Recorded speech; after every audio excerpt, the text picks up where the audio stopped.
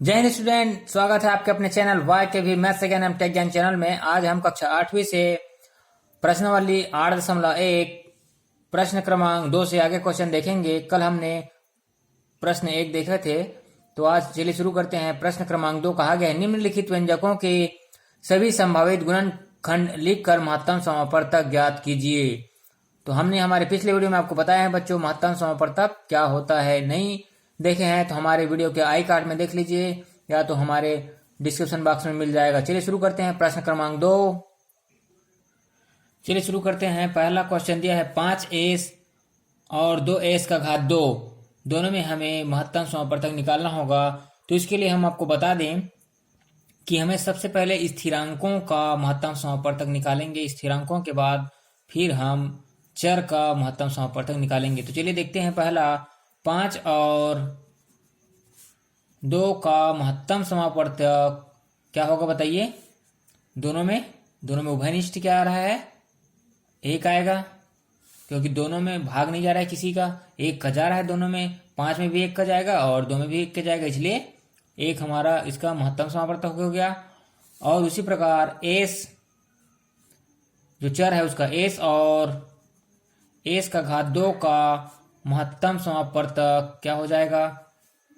तो देखिए, बड़ी संख्या में छोटी संख्या का भाग जाएगा तो वह छोटी संख्या महत्तम समापवर्तक होगा, मतलब दोनों में आएगा। इसलिए तो यहाँ पे s हो रहा है, s का घात 2 में s का भाग दे रहे हैं तो बिल्कुल जाएगा, तो s हो जाएगा महत्तम समापवर्तक। इसलिए हम कहेंगे कि 5s और 2s का घात 2 का महत्तम समापवर्तक बराबर 1s, अर्थात महत्तम समापवर्तक हम लिख सकते हैं यहाँ पे s आंसर हो जाएगा। इस प्रकार हमें क्वेश्चन को बनाना है बच्चों। यहाँ पे अगर थोड़ा सा और करें तो थोड़ा लंबा प्रोसेस होगा, इसलिए हमने शॉर्ट मेथड में आपको बताने का प्रयास किए हैं। चलिए दूसरा क्वेश्चन देखते हैं। तो यहाँ पे हम दूसरा क्वेश्चन में हमें ध्यान देना है, पहले यहाँ पे स्थिरांकों का स्थिरांक के साथ निकालेंगे, फिर चर का चर के साथ। तो चलिए हम निकाल लेते हैं, थोड़ा लंबा प्रोसेस वाला बताते हैं। n का क्या होगा, किसका जाएगा, 1 का जाएगा, 3 का जाएगा और 9 का भाग जाएगा 9 में। उसी प्रकार हम 3 का निकालें, 3 में 1 और 3 का जाएगा। तो यहाँ पे हम देखेंगे कि दोनों में उभयनिष्ठ गुणनखंड क्या हो जाएगा। देखिए सबसे बड़ा है ना, तो ये महत्तम समापवर्तक 3 हो जाएगा। उसी प्रकार m का घात 2 का गुणनखंड क्या होगा, 1 का होगा, m होगा और m का घात 2 होगा। उसी प्रकार यहाँ पे दूसरा चर है t, क्या होगा, 1 और t। तो यहाँ पे दोनों में उभयनिष्ठ क्या होगा, 1 और 1 आ रहा है ना। तो चारों में हम उभयनिष्ठ गुणनखंड निकालें। सबसे बड़ा उभयनिष्ठ गुणनखंड तो देखिए क्या होगा, 3 आ रहा है। चारों में सबसे बड़ा उभयनिष्ठ गुणनखंड निकालेंगे तो हमारा यहाँ पे हम कहेंगे सबसे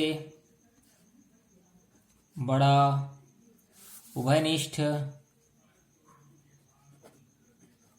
गुणनखंड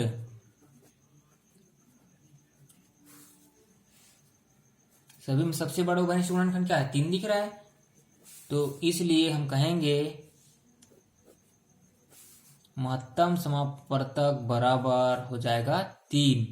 ये हमारा आंसर हो जाएगा। नेक्स्ट क्वेश्चन, तीसरा क्वेश्चन देखते हैं। तो यहाँ पे 6 और 8 का निकालेंगे पहले। तो 6 का गुणनखंड क्या हो जाएगा, यहाँ पे गुणनखंड जब निकालेंगे तो 6 में 1 का भाग जाएगा, 2 का जाएगा, 3 का जाएगा और वह स्वयं से जाएगा। उसी प्रकार हम 8 का निकालेंगे। 8 का गुणनखंड बराबर क्या होगा, 8 में 1 का भाग जाएगा, 2 का जाएगा, फिर 4 का जाएगा और स्वयं से जाएगा 8 में।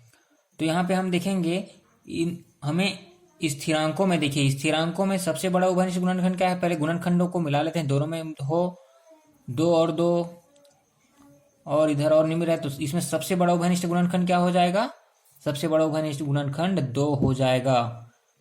इसका 2 म सा हो जाएगा, ठीक है। अब उसी प्रकार हम चर का भी निकालेंगे, अर्थात ए स्क्वायर इसका निकाल लेते हैं। ए स्क्वायर का गुणनखंड बराबर एक से जाएगा, ए से जाएगा और ए का घात 2 से जाएगा। उसी प्रकार अब एक का निकालेंगे, ए का गुणनखंड, ए का गुणनखंड क्या होगा, एक से जाएगा और स्वयं से जाएगा। और यहाँ पे बी बचा हुआ है, बी का गुणनखंड क्या हो जाएगा फिर, एक और स्वयं से जाएगा। अब इसमें सारे उभयनिष्ठ गुणनखंडों को हम पहले सर्कल लगा लेते हैं। चलिए अब यहाँ पे हम देखेंगे तो यहाँ पे क्या आ रहा है, यहाँ पे एक आ रहा है। तो यहाँ पे हम कहेंगे,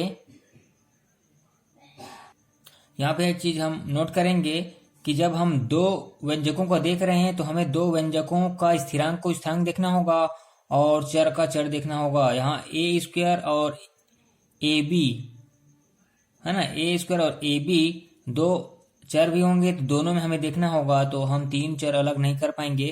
तो यहाँ पे हम ए बी का जब गुणनखंड निकालेंगे तो एक ए होगा और फिर ए बी होगा, तो दोनों में सबसे बड़ा उभयनिष्ठ गुणनखंड हो जाएगा यहाँ पे ए।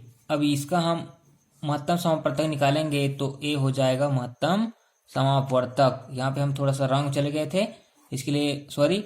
नेक्स्ट तो हम लिखेंगे यहाँ पे महत्तम समापवर्तक बराबर क्या हो जाएगा, जोड़ के लिख दीजिए 2a, ये हमारा आंसर हो जाएगा। नेक्स्ट क्वेश्चन देखते हैं, यहाँ पे चौथा सवाल देखते हैं जिसमें 7m का घात 3 और 6m दो व्यंजक हैं, इसका हम महत्तम समापवर्तक निकालेंगे।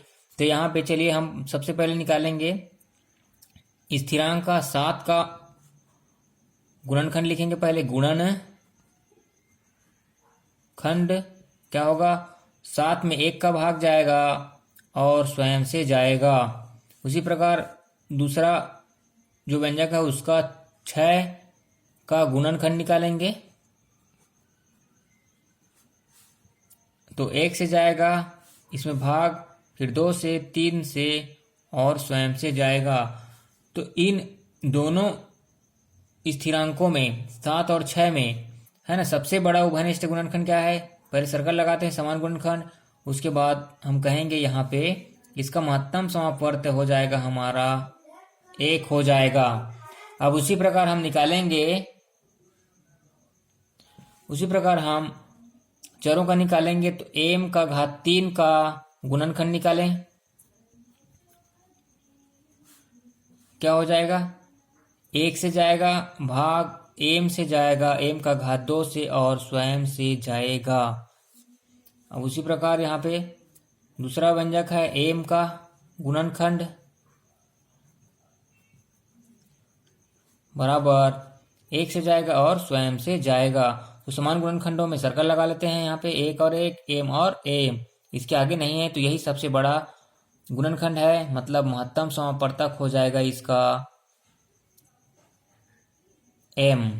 दोनों को हम लिखेंगे जोड़कर तो महत्तम समापवर्तक बराबर हमें मिल जाएगा 1m अर्थात m, ये हमारा आंसर हो जाएगा। नेक्स्ट क्वेश्चन देखते हैं, यहाँ पे तीसरा क्वेश्चन क्या कहा गया है।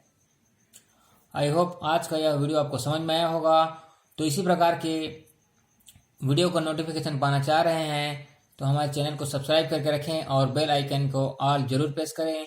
मिलते हैं हम नेक्स्ट प्रश्न 3, यहाँ भी हम महत्तम समापवर्तक ज्ञात करेंगे। Have a nice day, good day.